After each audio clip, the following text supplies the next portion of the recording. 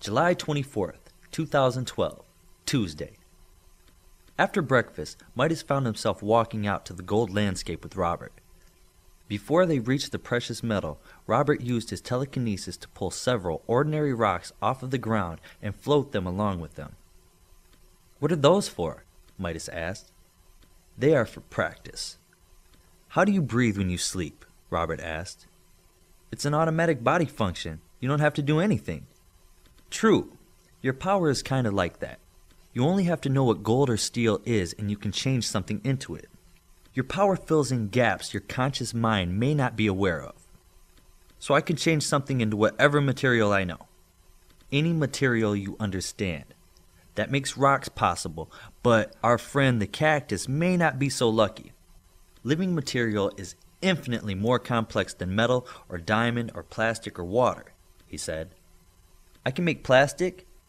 Do you know the chemical makeup of plastic or how it's made?" "No," Midas said. "Well then, the answer is probably no. For someone with your power, chemical engineering, metallurgical engineering, and general physics will be important to learning everything you can do. I have to understand what I'm doing or I can't do it." Robert and Midas walked till they reached the center of the gold field. "That sounds like it will take forever. The meteor punchers are lucky."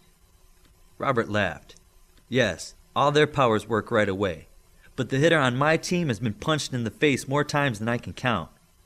He then held a rock in his hand and turned it into a dull metal and back into a rock. "How did you do that?" "Your power remembers what it just did and can undo it if done quickly. Now take one of these rocks and do what I just did." "What can I think of that will help?" Midas asked, knowing Robert must have some answer. "When you think of the rock, hold the image in your mind. When you change it into metal, use the image you just had in your mind to be a template or focus of what you want the metal to be." Joseph looked at the rock. He knew he could change it easy into steel, but he slowed down and really thought about the thing in his hand. Then, as if by magic, he could feel all the way through the rock.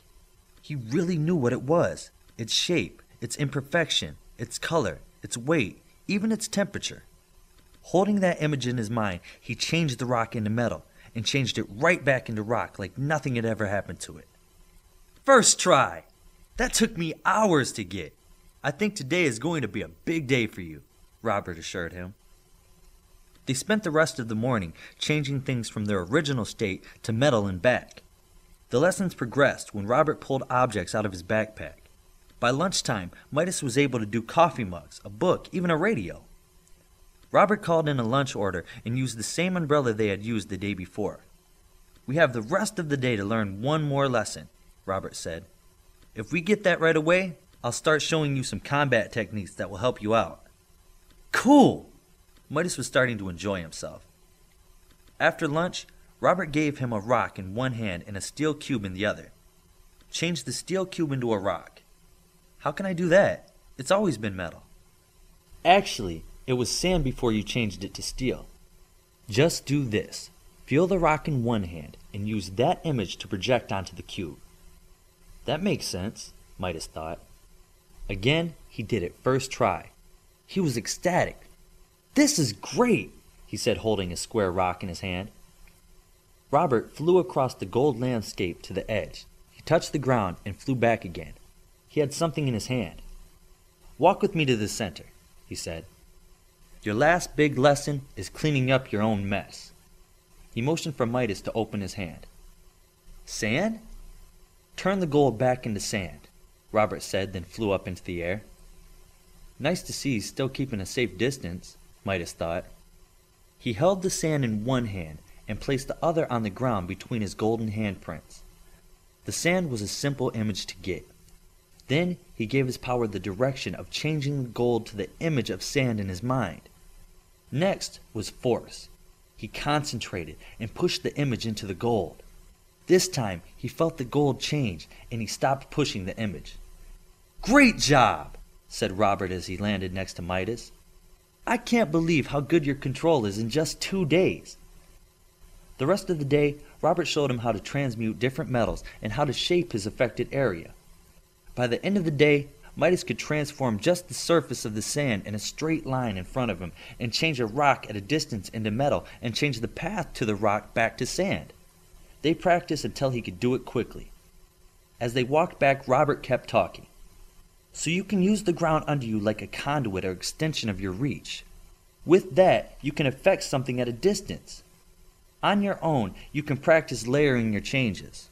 Turn a rock into slices of different metals. You'll get the hang of it, Robert said as they approached the hotel. Miss Hanson was walking out to meet them. How'd it go?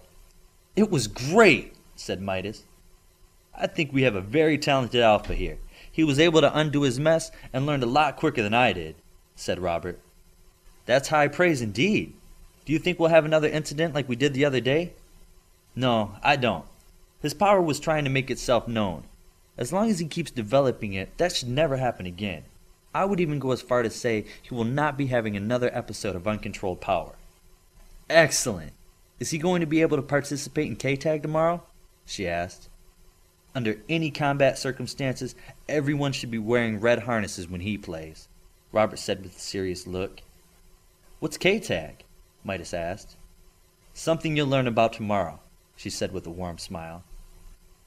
During dinner, Midas sat next to Jack and Hollow again. Everyone seemed very happy about what they did during the day, as they were the day before. Did things go well for you today? Jack asked Midas. Check this out, Midas said as he looked over his shoulder. He reached over and touched her glass of water. Her glass was then shiny gold with water in it. He did teach me a lot. So if I go buy a dozen candy necklaces, can you set me up? Jack asked with a grin. That would be unethical, I think. I mean, for a superhero to use their powers for money? Hollow said. Not for money. I would never sell it. I just want to wear it, Jack said. You buy the necklaces, and I'll turn them into whatever, Midas said. So are you going to play games tonight? Jack questioned. Robert said I was fine to do anything, except combat situations or when we play K-Tag tomorrow. Everyone is to wear a red harness, Midas said. What's K-Tag in a red harness? Asked Hollow. I was hoping one of you two would know. Did I hear you right? IQ asked from across the table. Are you good to play tonight? I'm so ready to play tonight, Midas said happily. Everyone at the table started eating faster to get the best spot on the couches they could.